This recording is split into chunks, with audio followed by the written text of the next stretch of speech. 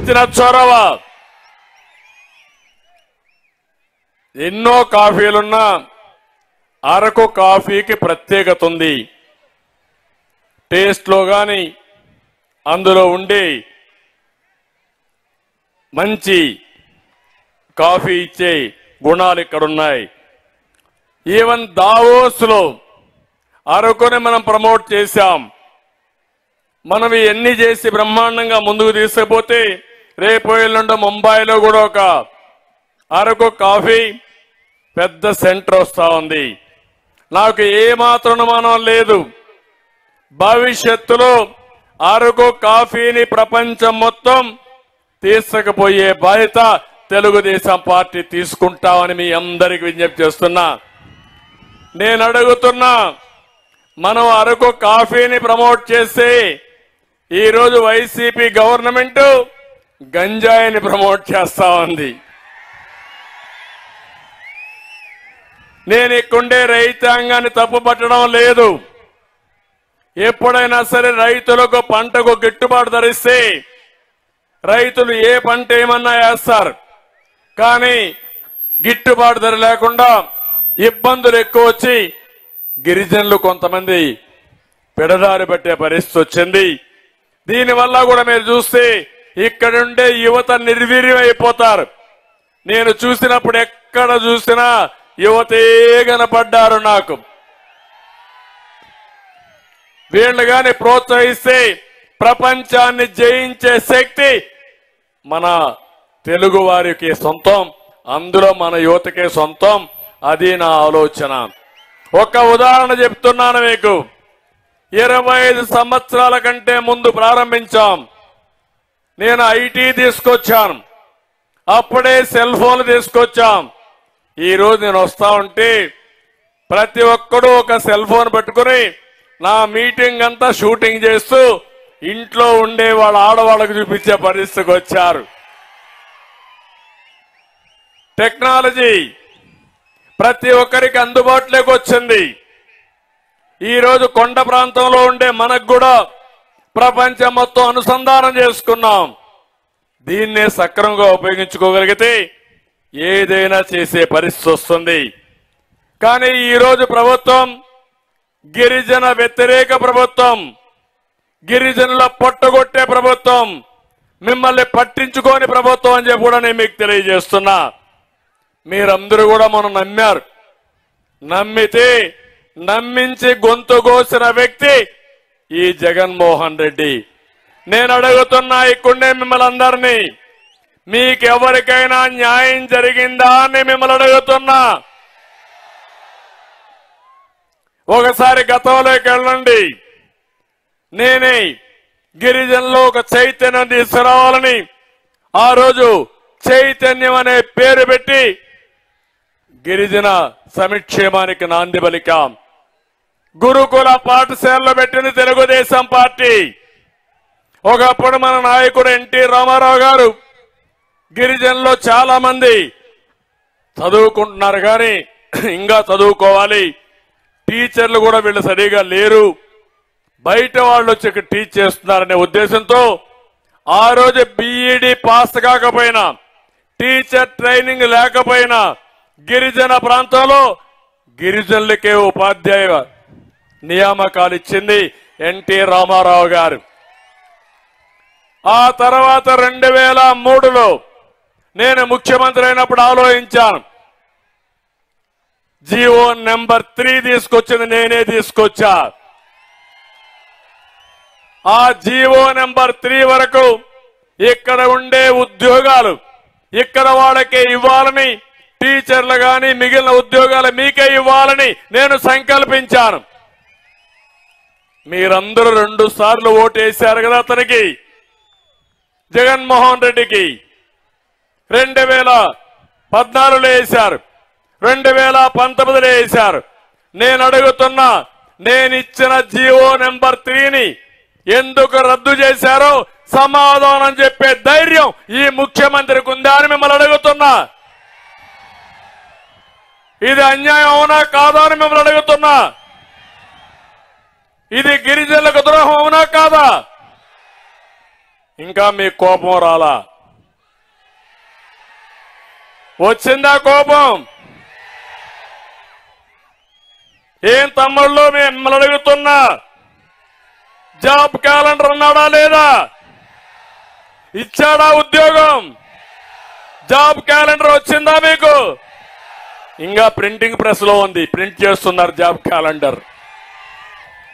ఎక్కడికి పోతున్నాం? 5 ఏళ్ళు అయిపోయింది. ఇంకా రేపో ఎల్లుండి ఇంటికి పోతున్నాడు. ఇంకా మోసం చేయాలని ప్రయత్నం చేస్తున్నాడు. నేను అడుగుతున్నా, సామాజిక న్యాయం గురించి మాట్లాడుతున్నావు. నిన్న అంబేద్కర్ విగ్రహం పెట్టి నేనే సామాజిక న్యాయం చేస్తున్నా, దేశాన్ని ఉద్ధరిస్తానంటున్నావు.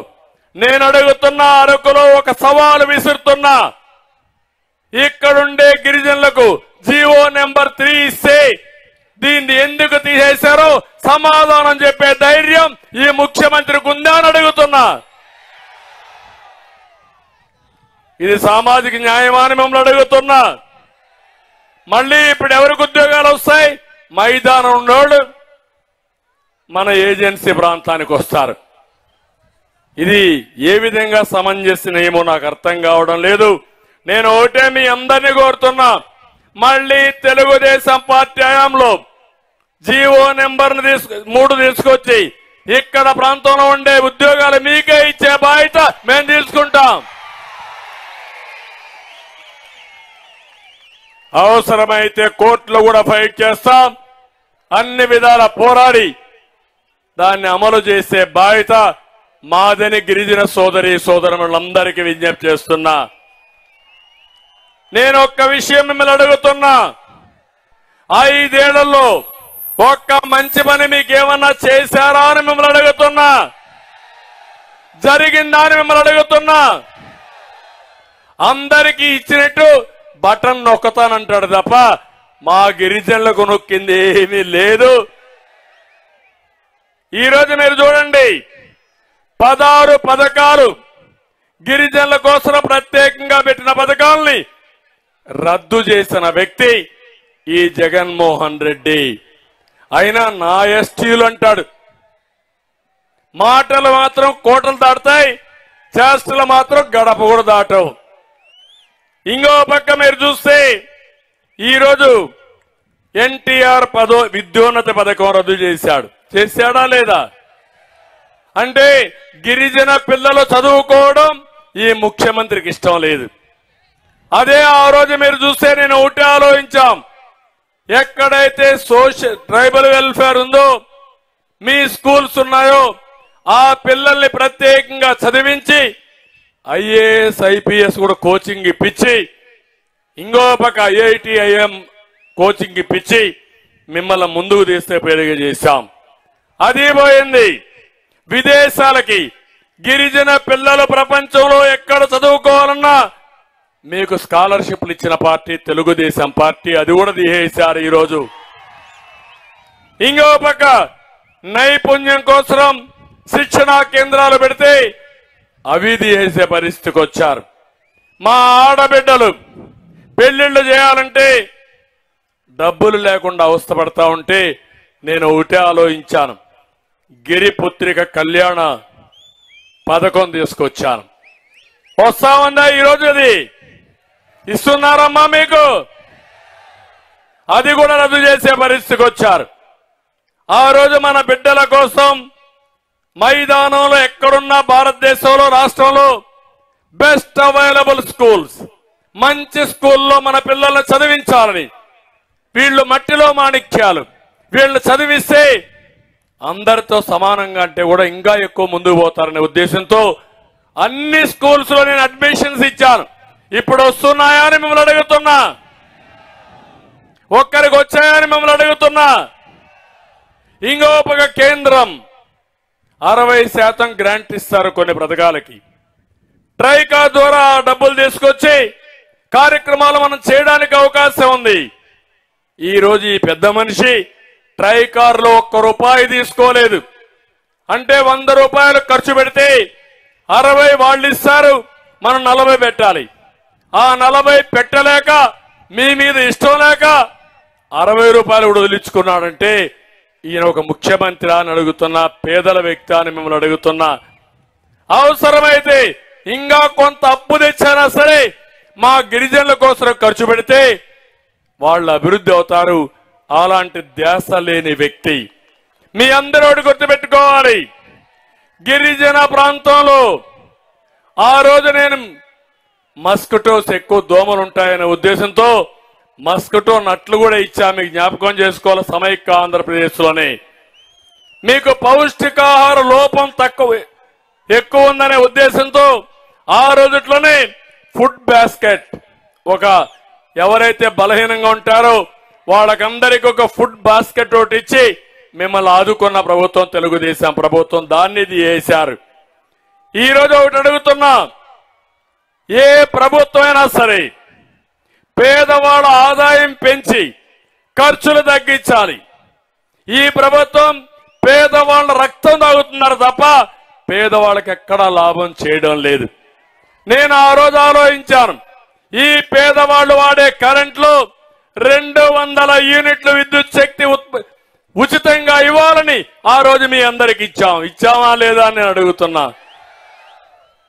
అదే మరిగా ఈరోజు చూస్తే జగ్జీవన్ జ్యోతి పథకం కింద ఇచ్చిన ఉద్యోతిని పట్టణ ప్రాంతాల్లో తీసేశారు. గ్రామీణ ప్రాంతాల్లో కొన్ని నియమాలు పెట్టి కండిషన్లు పెట్టి కోతలు పెట్టే పరిస్థితికి వచ్చారు. ఇంకో పక్క మీరు చూడండి, మొబైల్ అంబులెన్సెస్, ఇది కాకుండా దానికి ఫీడర్ అంబులెన్స్ పెట్టాం.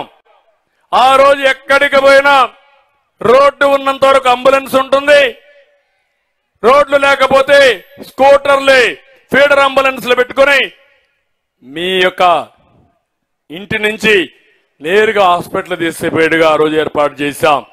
ఈరోజు అవి కూడా తీసేసే పరిస్థితికి వచ్చారు. ఎక్కడా ఇవి లేవు. ఇంకో పక్క గిరిజనులకి 50 సంవత్సరాలకే పింఛన్లు ఇచ్చిన ఘనత తెలుగుదేశం పార్టీది, తెలుగుదేశం ప్రభుత్వంది. ఆ రోజు ఏం చెప్పాడు, 45 ఏళ్ళకి ఇస్తాన్నాడు. ఇచ్చాడా ఇప్పుడు మీకు అని అడుగుతున్నా, వచ్చిందని మిమ్మల్ని అడుగుతున్నా. మీరు ఇల్లు కట్టుకోవాలంటే ₹1,00,000 అదనంగా మీకు ఆర్థిక సహాయం చేసిన ప్రభుత్వం తెలుగుదేశం ప్రభుత్వం. ఇప్పుడు ఇండ్లు కడతామని మిమ్మల్ని మోసం చేసే పరిస్థితికి వచ్చారు. ఇంకో పక్కన గిరినెట్ అనే పేరు పెట్టి 90 కోట్ల రూపాయలు ఖర్చు పెట్టి 184 మొబైల్ టవర్స్ ఏర్పాటు చేశాం. ఎందుకంటే ఇప్పుడంతా సెల్ ఫోన్లు ఉన్నాయి. ఆ ఫోన్లు పనిచేయాలంటే నెట్ ఉండాలి, అప్పుడే మీకు ఇన్ఫర్మేషన్ వస్తుంది. ఈ యొక్క అరకు వ్యాలీని, గిరిజన ప్రాంతాన్ని ప్రపంచానికి అనుసంధానం చేయడం కోసం ఆ రోజు 184 మొబైల్ టవర్స్ ఏర్పాటు చేశాం. ఇంకో పక్క 500 కోట్ల రూపాయలతో అల్లూరి మ్యూజియం విశాఖపట్నంలో ఏర్పాటు చేసి దాన్ని కూడా రద్దు చేసే పరిస్థితికి వచ్చాడు. ఇట్లా 1-2 కాకుండా ఇంకో పక్కన మీరు చూసినప్పుడు ఈ ప్రాంతానికి అన్యాయం చేసే పరిస్థితికి వచ్చాడు. ఏజెన్సీ ఏరియాలో బాక్సైట్ ఉంది. నేనున్నప్పుడు ఒకటే మాట చెప్పాను, ఈ బాక్సైట్ ఇక్కడ తవ్వడానికి వీలు లేదు. అంత మునుపు కూడా దాన్ని తవ్వేదానికి పర్మిషన్ ఇచ్చిన వ్యక్తి ఈ జగన్మోహన్ రెడ్డి.